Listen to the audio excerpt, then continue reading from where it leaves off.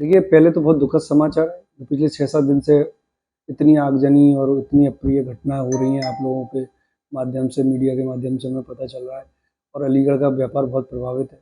इस समय जो अराजकता का माहौल है वहाँ पर, जितना भी वहाँ पे आगजनी और ये सब चीज़ें हो रही हैं, लोग बाग अपने घरों से नहीं निकल रहे हैं, दुकानें बंद हैं। हम लोगों का मूर्ति व्यापार है, मेरा नाम कपिल कुमार वार्ष्णेय है, एके इंटरनेशनल से। तो हम लोग काफ़ी समय से व्यापार वगैरह करते रहते हैं, आना-जाना रहता है। तो वहाँ पे हिंदू धर्म की पूजा ज़्यादा होती है, सनातनियों को भी किसी समय हिंदुस्तान का ही हिस्सा था नेपाल। लेकिन अब जो वहाँ पे माहौल है बहुत डरावने वाला है, क्योंकि जिस तरीके से वहाँ पे ये सब चीज़ें हो रही हैं उससे व्यापार बहुत प्रभावित हो रहा है। हार्डवेयर का भी काम होता है अलीगढ़ से,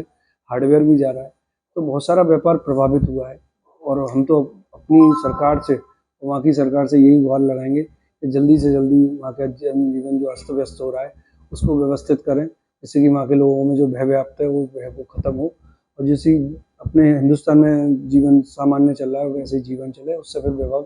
क्योंकि अब ये थोड़े से दिन से ही व्यापार अगर ऐसा हुआ तो आने वाले समय में दीपावली है, पहले नवरात्रे आ रहे हैं, तो ये सब चीज़ों पे नवरात्रों में दुर्गा जी की भी डिमांड आती है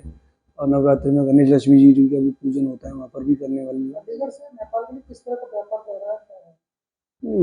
अलीगढ़ से जो नेपाल के लिए मैंने आपको बताया कि मूर्ति व्यापार ही हमारा है, मूर्ति व्यापार भी जाता है और हार्डवेयर भी जाता है, इन सब चीज़ों से। कौन-कौन सी मूर्ति? देखिए, सबसे ज़्यादा वहाँ पे बुद्धा चलता है, रेगुलर 12 महीने बुद्धा की ज़्यादा डिमांड है, वॉल हैंगिंग आइटम्स हैं, फैंसी आइटम्स हैं और फिर सबसे ज़्यादा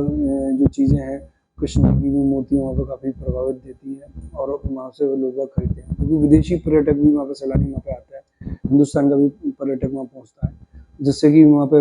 वहाँ की जो खरीदारी है वो ज़्यादा है। सरकार से किस तरह की? सरकार से यही प्रार्थना है अपने माननीय श्री नरेंद्र मोदी जी से कि इसमें ऐसा हस्तक्षेप करके वहाँ की सरकार को सामान्य करवाएं, क्योंकि उनका एक ऐसा रोल है कि जिस भी जगह अपना हस्तक्षेप करते हैं तो ज़रूर सामान्य हो जाता है।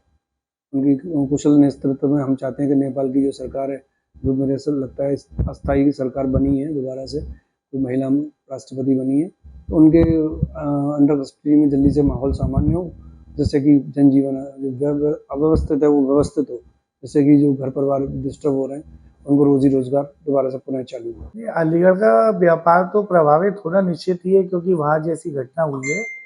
उससे पूरे अलीगढ़ के साथ साथ पूरे देश में ही